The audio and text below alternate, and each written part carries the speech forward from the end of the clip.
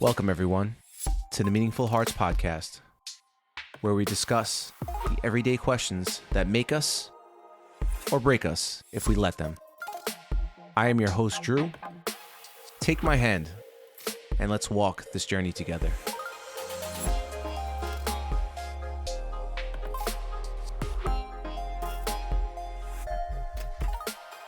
Welcome, everyone, to the Meaningful Hearts podcast. We are back again with another episode with yours truly, your host, Drew. How's everyone doing? I hope well, staying safe, staying healthy. Today, we're going to be talking about a topic that I'm sure we all think about. What kind of life do we want? Or what kind of life do I want, right? Because we're talking about ourselves, right? What kind of life do we want for ourselves? Or what kind of life do I want? Or what kind of life do we want for others? You know, it's just a question we all think about, right? We all think about what kind of life do we want? What is the end result of all those hard days at work or paths that we blaze or things that we think about, right? What kind of life do we want? Is it a financial one? Is it finance that drives us? Like, most of us think about the life we want and boom, we think, here comes the gold bars, Scrooge McDuck. But there is a lot more to life than making tons of money. So for your financial people, you might want to think about this a little bit, right?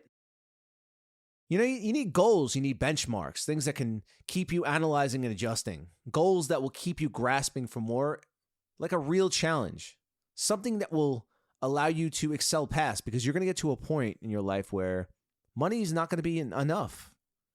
You're gonna surpass that goal, and then you're gonna want for more. There's gonna be something else, because there is more to life than money. Money is just one of those things that appeases certain avenues and will make your life better ultimately. But you're gonna be like, when you have everything, then what? You're gonna go after things that you want to achieve that aren't material, things that can't be bought, right? We're gonna notice that, right? So benchmarks keep you honest about your past self and where your current self sits, right? It's good to benchmark yourself. So you set the goal, and then you have the benchmark year over year, month after month. Have you made progress, right? You're going to check back to say, hey, listen, I made progress on myself, right? Very important to do that. A financial marker can do that for you. So you financial people out there, maybe you have everything else lined up.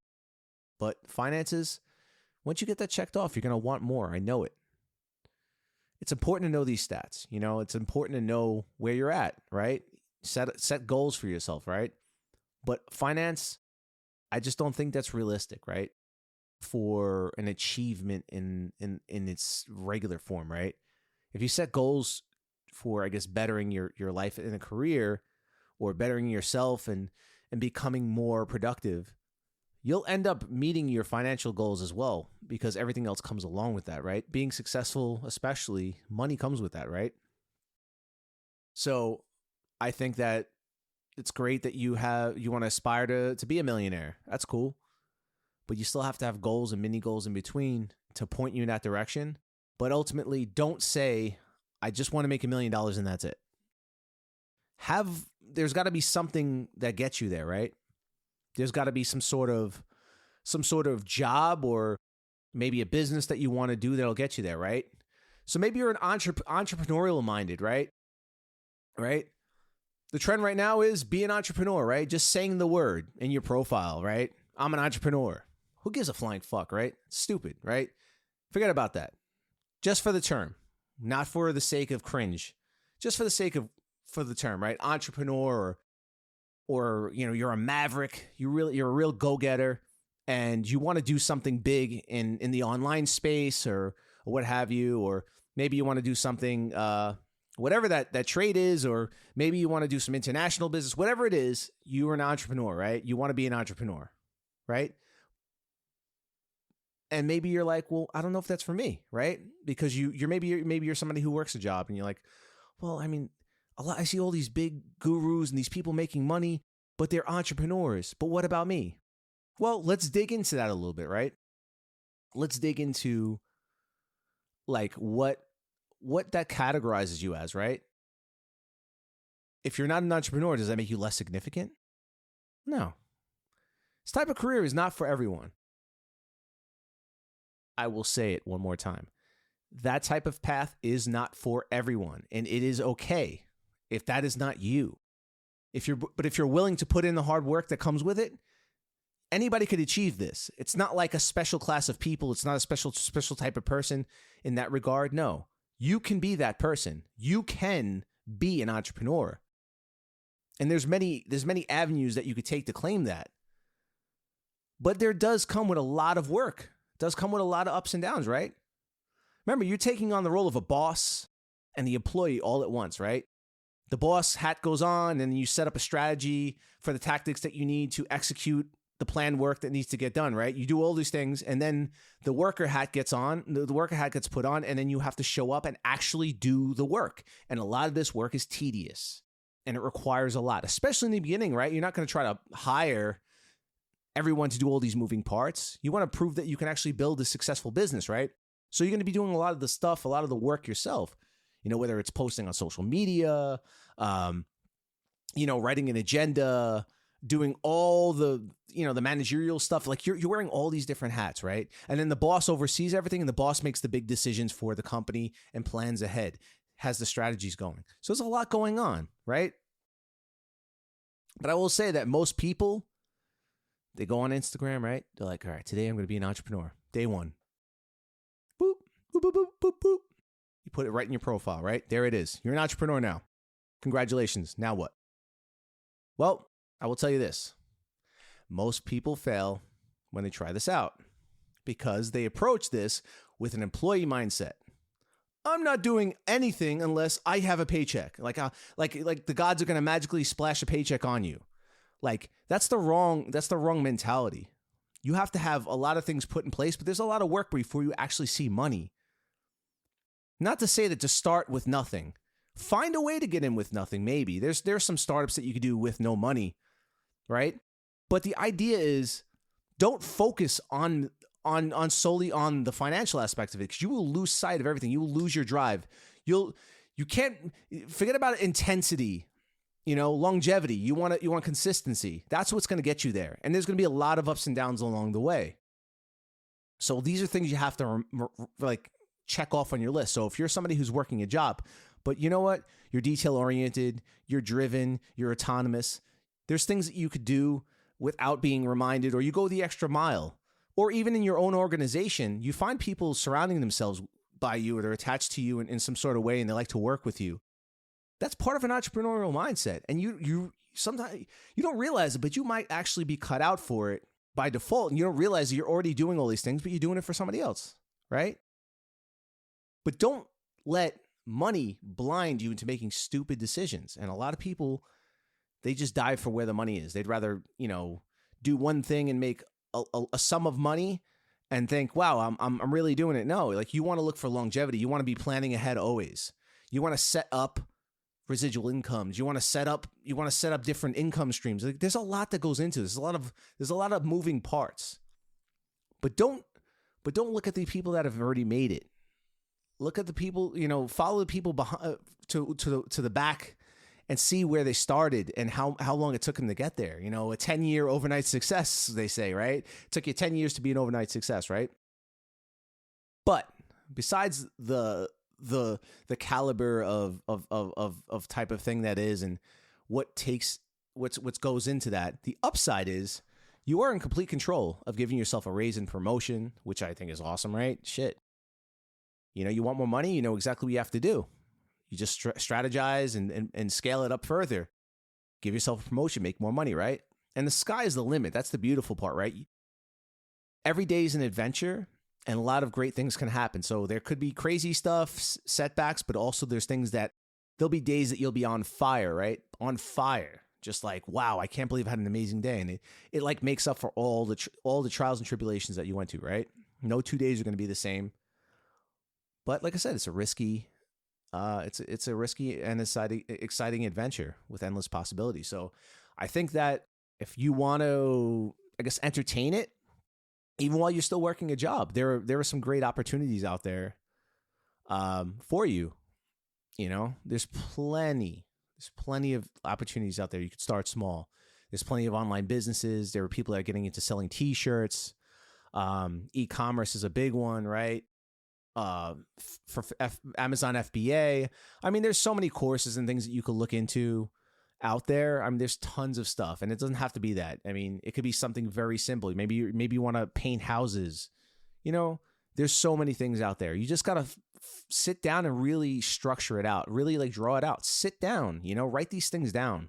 If that's what you want to do, get a pen and paper and write some of your interests. I listened to a podcast, John Lee Dumas, the Entrepreneurs on Fire. And that is such an excellent, excellent show to listen to. There's so much value. But he talks about your zone of fire, right? He talks about your zone of fire. And I think that's really important, right? Your passions and your experiences. He tells you to, take some time out and spend, 30 minutes on one column is your passions, the other column is your experiences. And you write these things down, and you really get to the meat of what you really want. You actually can visually see it. And maybe that's all it takes for you to just snap and just go, you know what? I'm going to make a conscious effort towards this. Now, if you're not 100% entrepreneurial minded, but you're more of a, somebody who's employed and, you might be happy working for somebody else, right? But you don't like the 9-to-5 kind of vibe, or you don't like the 9-to-5 paycheck, right? You want to do more with your life and you want to have more time for your family. And, that's okay. That's okay to want that, Some people want more stability. Some people don't worry too much about stability. They want a little more action and a little more excitement. That's fine. Like I said, a lot of these things aren't built for everyone. But many people have built amazing amazing lives working for other companies. Don't get it twisted. There are people that make handsome salaries working for other people because they have the entrepreneurial mindset in a sense, but they're growing within an organization. They might make lateral movements from one company to another, and then they finally get to like CEO, right? So you don't necessarily have to start your own business. You can work and use the levers that are given in front of you at an actual job and work on and learn a lot from somebody else, right? Learn with somebody else's money, If you have a skill and you're bringing tons of value, companies will definitely entertain you. They definitely will. I mean, look what's going on in Silicon Valley right now, right? Especially, learning coding or blockchain, like, Google, companies like Google looking, to give people a chance at a career where you could take a 6-month course and be on your way to that. So there's a lot of opportunities, especially with the pandemic and things being shut down and things being more remote. There are a lot of people that are doing online courses and things like that. So I personally think that if you're one of those people that likes to have a job, find something that you're more passionate about, that you thought about and you didn't get a chance to get around to it. And you're actually going for it this time, I know there's some people that have families and wives and, everybody's life is different, but I think that you owe it to yourself to become the best version of yourself, right? You owe it to yourself for that. So if that's what you want to do, I highly recommend going for the best possible angle on that, right? And if you don't want to, I guess, climb the ranks in that regard, you can get into sales. Sales is a beautiful place to be because you can kind of dance around the idea of being an entrepreneur where you have to maybe find the business. You're hired under the umbrella of a company, but you might get a salary, you might not. But it's structured where you partner up with the business that you're working for and you build their business for them. You go out there and you establish accounts for them and you can make handsome paychecks. There's uncapped potential in a lot of these sales jobs. Some people make upwards of 6 figures or more doing this. I know somebody personally, can't say the company they work for, but after her first year, she's closing out at about $250K, and it's a job. She doesn't actually have her own business. She has a job. I'm just saying, there's a lot out there we have to explore. Money's not everything, but if it gives you the freedom that you want and you're able to save money and you're able to build a life that you've wanted, then nobody can tell you anything. Give it a shot. Give it a real go. But you still got to work hard. There's no way of getting out of that. You want more, you got to work for it. That's it. Regardless of whether you're an entrepreneur, whether you're a guy who has a job, a girl has a job, it doesn't matter. Hard work is in the equation. And I will tell you that there are people that don't want to work hard. Don't get it mixed up. If you're a lazy person and you want to just hang on and think that there's a job out there that's going to pay you a lot of money, just hang on. I will tell you that's the wrong approach, and it's really shitty. Go work for your go get a government job then. Nothing against government jobs, but when you're unionized and you have an employer that gives you steady raises, you could literally just coast at the same position and work overtime and make tons of money doing that, and there's great benefits. I have family that's in government jobs and city jobs. I'm just saying though, but if you want excitement, you want a little more oomph, you have to work really hard to build yourself in the career game, or build yourself in the entrepreneurial game. You have to work hard work. You have to be willing to grind. And if you're willing to grind, I promise you, whatever you do, you will succeed, because there are more people that are going to fail than actually succeed. And they don't want to work for it. They don't want to push. They don't want to be patient and go through the process that it might take. The end result is beautiful. The end result is amazing. But you have to be willing to work for it. That's the one thing I will say that they both have in common, regardless. Moving on, we do have some stay-at-home parents, right? Maybe you want to stay home. Maybe that's what you want to do with your life. You want to stay home. You want to be a stay-at-home parent. You want to be there for your children and make a home. And there's nothing wrong with that. There's plenty of breadwinners that make a certain amount of money and can provide for a family of however, and you're the one who does the home stuff. You get your kids, you make dinners, you make the house, you keep it clean, maybe you work out and you do, maybe you have a little home business. You're a stay-at-home person, but you can still do online business, right? But you're predominantly there for your kids' development, right? You want them to have the best home life. You want them to grow up to be, go-getters and be well-educated and speak properly. And you're just there. You're there for them, But you have to be willing to side with the fact that the person who's going to work doesn't have to come home and clean, right? Doesn't have to do all these other things. That's your domain, right? And the fact that on top of that, you'd have to actually stay home. You live there. When you're working at a job, you get to leave the job. Well, this type of job, you don't really leave per se. You're pretty much there, and you're needed. There's no time limit on being a homemaker in that sense. I mean, you get your escapes here and there, but it could be taxing on your mental health where you need a break, you need to get away. So there is drawbacks, right? That you're tied down to the house, and that's pretty much where you stay for the hours that you needed, right? But the upside of making a home is that, like I said, your family will grow in it, and your children can get the proper nurturing that they need to become productive in society. But this does not mean babying your children and being their safety net. You still want them to grow. You still want them to become. You still want them to be autonomous thinkers. You still want them to want to go and explore things. And you should, tell them, to go out there and explore, That's what I think anyways. So I would say the takeaway from all this is that we all want a life that brings us meaning and joy, but also we want a fulfilling life, right? I would advise that whatever path you take, make sure it's what you really, really want. Don't ever settle. Do not settle or think that This is what you should be doing because you feel obligated to. I don't care who you're with, what you're doing. Be vocal about these things, right? Do not settle. You have one life to live. We die alone. There's nobody that's coming with us when we die. All the choices we make, all on our backs, right?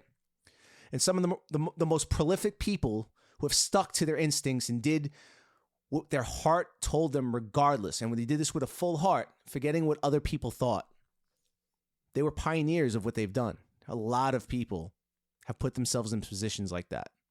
Artists, musicians, you know, look at Shakira, right?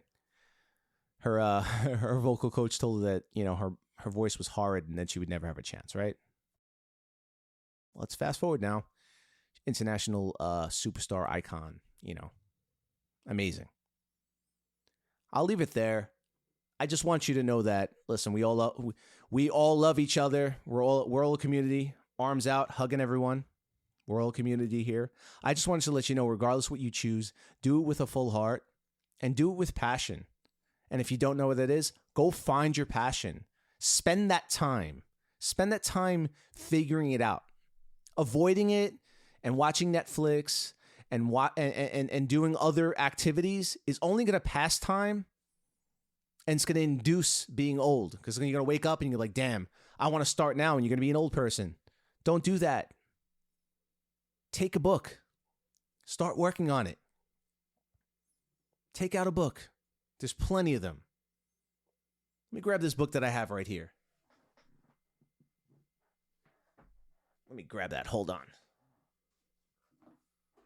One great book that I just picked up is The Common Path to Uncommon Success by John Lee Dumas.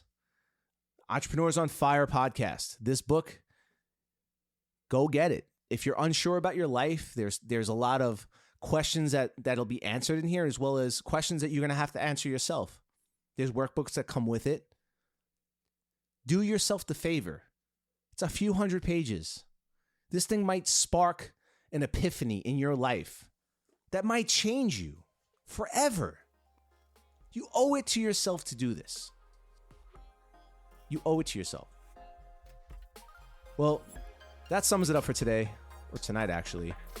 Thank you for listening to the Meaningful Hearts podcast. I am Drew. I love you all. Thank you so much and have an amazing night. God bless.